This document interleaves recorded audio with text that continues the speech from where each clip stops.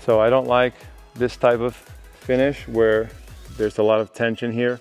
And I don't like when you have to use a lot of muscular force and contraction to lift the weight of the racket up.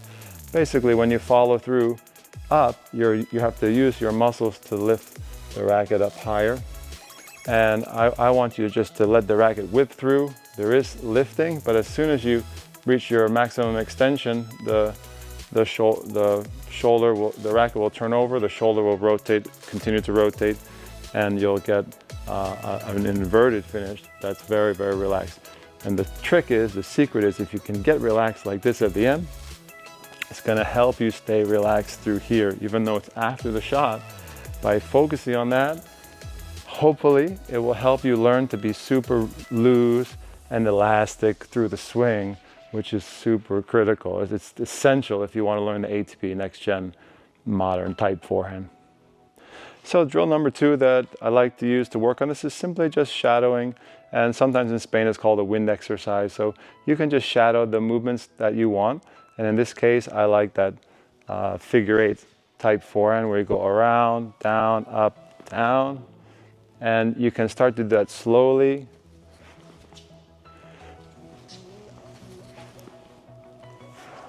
And then as you get more comfortable with it, try not to lock up, because most people have trouble with it. They lock their arm, they get real tight in the wrist, tight in the entire arm structure. So you're gonna have to really force yourself to stay loose and relaxed. Breathing is very good. I definitely recommend breathing through the shot, exhaling through the shot, or grunting. You know, most of the pros grunt through their shots because that exhalation helps to stabilize the core muscles, but also helps to, you know, stay loose and whippy with the swing. So you can do your shadow practices, you know, and then you can get faster with that.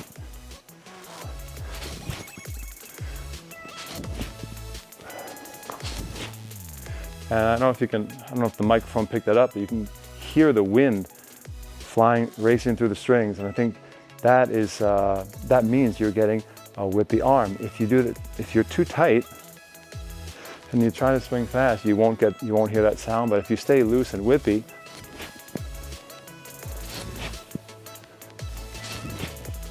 you'll get a lot of good acceleration, and you'll be able to get, that's going to translate into a lot more topspin and power on the shot.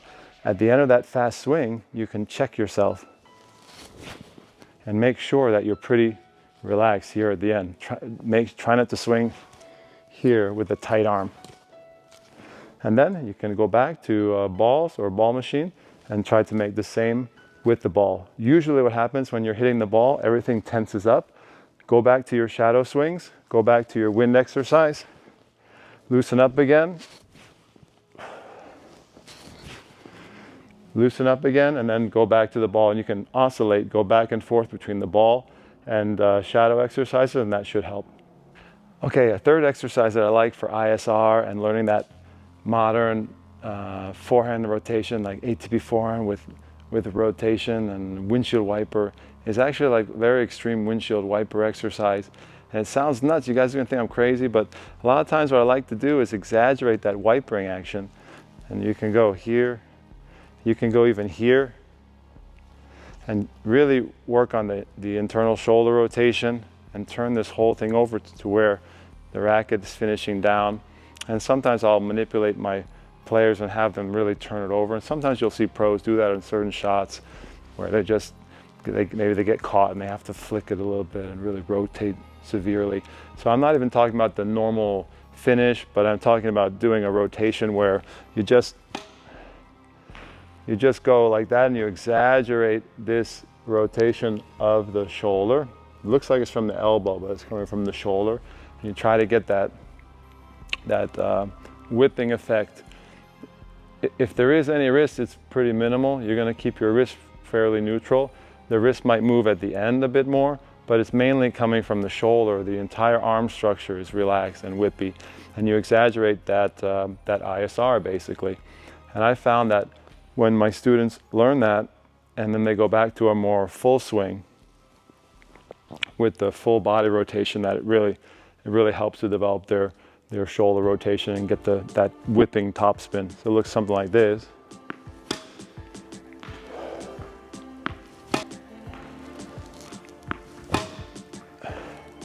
So I'm not really following through like a normal swing, but I'm just trying to get a lot of spin, and I'm trying to whip my shoulder through, even though it feels like you're using the wrist. Even I feel like, because I'm leading the arm with my wrist, it's really coming from the shoulder. But if it helps you to think about the wrist, that's fine. You think about you're using your wrist here, but the action's really actually not coming from the wrist per se. So guys, I'll give you one more exercise that I find helpful in developing the modern ATP forehand, and particularly working on the follow-throughs and trying to get that parabolic shape, because parabolic shape is just like a big circular shape, and the modern swing is very much parabolic, where you go out and around, and you trace this parabola here.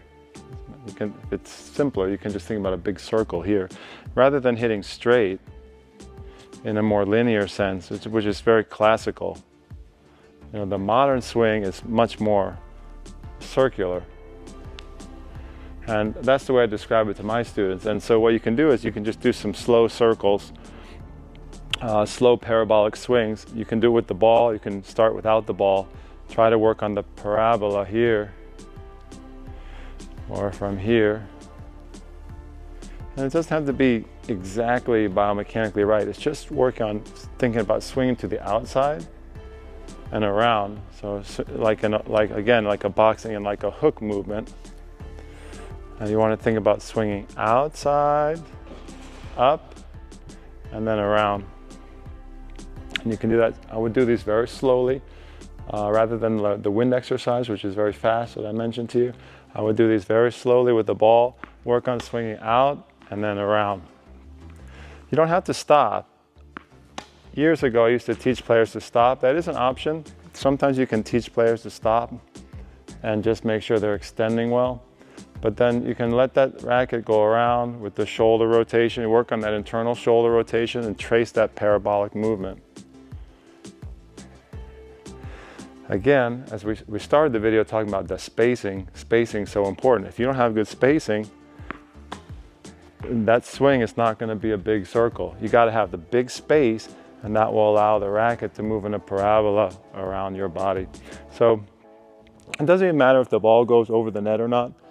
You just need to work on the movement of the arm, and the racket. Up, down, up, out, and around and down. Up, out, lift. You lift and extend, and then you go around. There is some wrist movement post-impact. The shoulder's rotating all the way through the impact, and then the finish. Do this really slowly. You can combine a semi-open or an open stance, because that's part of the modern forehand too. A lot of open stance and semi-open. You can do these very slowly. And then work on the nice drift finish, kind of put it all together. The more you work on that, get that into the muscle memory, you myelinate that movement neuromuscularly. And over time, you can get that nice, whippy, parabolic shape of the ATP Modern Forehand. Guys, I hope you enjoyed this tutorial on the ATP Modern Forehand and the different finishes and follow-throughs, and whether to use your wrist or not, how to finish, and especially some of the drills that I gave you to work on the finishes and the parabolic shape and how to stay whippy and elastic. This is tough stuff. Learning the ATP forehand is very, very difficult, and this is an important part, making sure that you're whippy, making sure that you have a good finish. Remember, the finish does matter, the follow-through matters. Even though it's happening post-impact, what you think about after the impact affects how you approach the impact with your racket.